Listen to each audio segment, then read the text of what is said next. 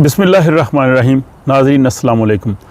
बहुत से सवालात आते हैं कि स्वीडन का वीज़ा कैसे लिया जा सकता है, यहाँ पे जो है वो सेटल किस तरह से हुआ जा सकता है, इमिग्रेशन के क्या प्रोसेस हैं, उसकी जो है वो क्या ज़रूरियात हैं और कौन कौन से मराहल हैं, इससे मुतल्लिक़ बहुत से सवालात जो हैं वो आते हैं। ज़रूरत इसलिए महसूस की गई कि एक वीडियो में जो वो बेसिक इन्फॉर्मेशन है वो मैं आपके सामने पेश करूं कि स्वीडन का वीज़ा लेने के, यहाँ पे सेटल होने के, यहाँ की इमिग्रेशन लेने के लिए कौन कौन से जो है वो तरीके हैं। तो मेरे ख़्याल में 4 ऐसे ज़रिए हैं कि जिनके ज़रिए कोई यहाँ स्वीडन आ सकता है, इमिग्रेशन ले सकता है, सेटल हो सकता है और बाद में फिर वो यहाँ की सिटीज़नशिप शहरियत भी ले सकता है। और ये वो 4 जो हैं वो तरीके हैं जो मैंने स्वीडिश गवर्नमेंट की जो वेबसाइट्स हैं, माइग्रेशन बोर्ड जो यहाँ पे इमिग्रेशन को कंट्रोल करता है या वीज़ा देता है या सिटीज़नशिप देता है, वहाँ से ये लिए। ये कोई और बिल्कुल कानूनी ज़राए हैं और इसके लिए अगर कोई कोशिश कर सकता है तो बिल्कुल ज़रूर करे। बाकी इन आज की इस वीडियो में तो उन 4 का सिर्फ मैं तारफ़ पेश करूँगा। उसके बाद हर एक की तफसील जो है वो अलग अलग वीडियो में दूंगा, क्योंकि फिर इस तरह से वीडियो लंबी हो जाएगी और देखने वालों को बाज़ वक़्त वो थोड़ा जो अच्छा नहीं लगता। इससे कबल मैं तमाम अपने अहबाब का शुक्रिया अदा करता हूँ जिन्होंने बहुत पज़ीराई दी है मेरी वीडियोस को, कमेंट्स देते हैं, इसको शेयर करते हैं, अच्छे मशवरे देते हैं। आप लोगों के सवाल जो मशवरे होते हैं उन्हीं की रोशनी में मैं अगली वीडियोस बनाता हूं, तो अपने मशवरे मुझे ज़रूर दीजिए।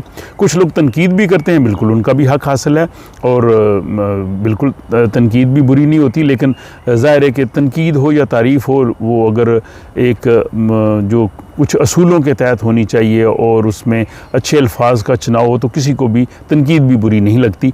आप लोगों का बेहद शुक्रिया और आप लोगों के तावन की वजह से ही जो है वो अहम माइलस्टोन्स वो इस चैनल ने तय किए और अब इसकी मकबूलियत में मज़ीद इजाफ़ा हुआ है। जहाँ तक माइग्रेशन का ताल्लुक़ है, ये इंसान शुरू से ही ऐसे रहा है कि जहाँ भी इंसान को अच्छे मौक़े आते रहे हैं वो एक जगह छोड़ के वो दूसरी जगह जाता रहा है। अगर हम इंडिया देखें तो ये सारे लोग जो मोस्टली हम लोग जो थे वो आर्यंस होंगे जो सेंट्रल एशिया से वहाँ पे आए, फिर अरब्स वहाँ पे आए और इसी तरह ये माइग्रेशन जो है वो इंसानी तारीख़ के साथ जो है इंसानी जो है वो नफ्सियात कह लें या उसकी ज़रूरियात के तहत जो है वो जुड़ी हुई है। और मुल्क बनते रहते हैं, जोग्राफी बदलते रहते हैं, इसलिए मैं समझता हूँ कि आप जहाँ भी रह रहे हैं वो आपका वतन है, वही आपका देश है, उसी से मोहब्बत होनी चाहिए। जहाँ से आप आए हैं उससे भी मोहब्बत होनी चाहिए, लेकिन जहाँ आप जा रहे हैं उससे भी मोहब्बत होनी चाहिए। लेकिन हर आदमी की अपनी जो है वो एक पसंद होती है। अगर किसी को अपना मुल्क पसंद है, वहाँ रहना चाहता है, बिल्कुल बड़ी अच्छी बात है। लेकिन अगर किसी को दूसरी जगह जो है वो अच्छी अपॉर्चुनिटीज़ के लिए जाना चाहता है तो बिल्कुल भी उसको हक़ हासिल है। और स्वीडन ऐसा मुल्क है कि यहाँ पे जो बाहर से लोग आते हैं, इमिग्रेंट्स हैं, जब उनको वीज़ा मिलता है, नेशनलिटी मिलती है, उनके वही हकूक़ होते हैं जो यहाँ के शहरियों के होते हैं। उन्हें कई सवाल लोग पूछते हैं कि जी क्या वहाँ पे 2 नंबर शहरी तो नहीं हमें कहा जाएगा, हमारे साथ कोई उस तरह से जो है वो सलूक जो है वो मुख्तलिफ तो नहीं होगा। बिल्कुल ऐसा नहीं है। स्वीडन में कानून इंसाफ सबके लिए बराबर है और सोशल सतह पे भी लोग जो हैं वो बहुत अच्छे हैं। बाकी देखें वो हर मुआशरे में अच्छे बुरे लोग हो सकते हैं, एक दो चंद लोगों से तो हम उसको नहीं कह सकते, लेकिन यूरोप में भी अगर मैं कहूँ तो स्वीडन अब भी जो है वो बाकी यूरोप से मैं समझता हूँ, या स्कैंडिनेविया बाकी यूरोप से अब भी इस लिहाज से काफ़ी लिहाज से बेहतर है। यहाँ पे कोई डिस्क्रिमिनेशन नहीं, ना मज़हब की बुनियाद पे, ना जिन्स की बुनियाद पे, ना रंग की बुनियाद पे, और आपको भी वही हकूक़, वही इज़्ज़त नफ्स हासिल होगी जो यहाँ के शहरियों का है। अब इसके लिए इमिग्रेशन के लिए इसीलिए बहुत से लोगों की ख्वाहिश होती है कि वो स्कैंडिनेविया और स्वीडन आए। अब स्कैंडिनेविया में स्वीडन अभी जो है वो उसमें इमिग्रेशन कदरे आसान है, बल्कि बाकी यूरोप की निस्बत भी यहाँ पे अगरचे इन्होंने कुछ नए कवानीन बनाए हैं और नया कानून अभी 20 जुलाई से नाफिजुल अमल हो रहा है, लेकिन इसके बावजूद मेरे ख़्याल में 4 ऐसे तरीके हैं जिनकी बुनियाद पे स्वीडन आप आ सकते हैं, इमिग्रेशन ले सकते हैं, सेटल हो सकते हैं। सबसे पहला तरीका तो यह है कि फैमिली टाइज़ की वजह से या शादी की वजह से आप आ सकते हैं। इसमें अगर यहाँ के किसी भी सिटीज़न से कोई शादी करता है, लड़की हो या लड़का हो, तो उसको यहाँ का फिर जो है वो वीज़ा मिल जाता है। फिर वो यहाँ एक मखसूस मुद्दत के लिए रहने के बाद उसको जो है वो नेशनलिटी और शहरियत भी मिल जाती है। इसकी तफसील एक अलग से वीडियो में बता दूंगा, लेकिन पहला तरीका जो है वो फैमिली टाइज़ की वजह से है।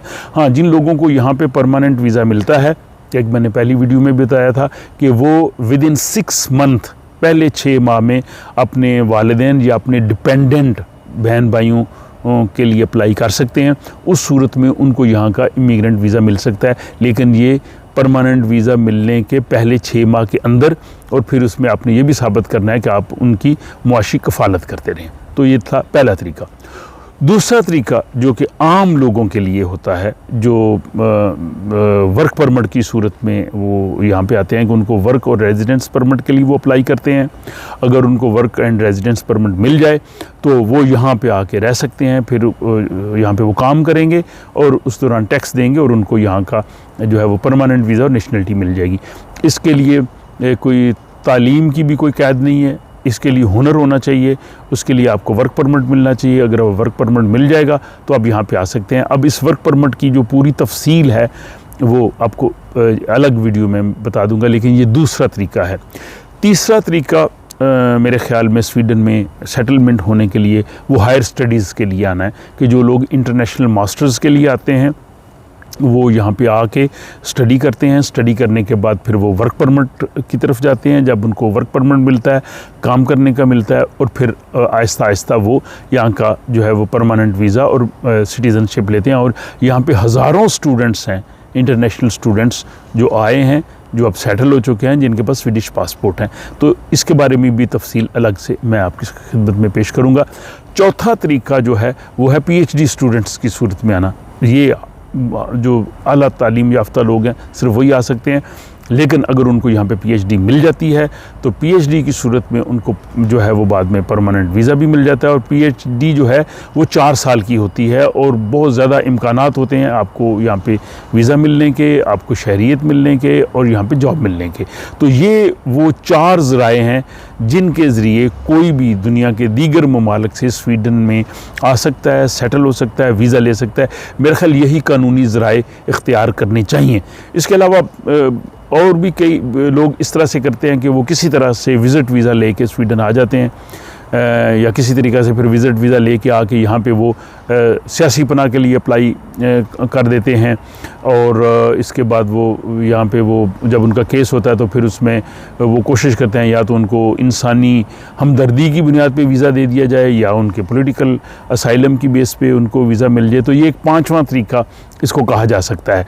तो 4 तरीके जो हैं वो कानूनी और ज़्यादा बेहतर हैं और वो उसमें ज़्यादा दिक्कत नहीं होती।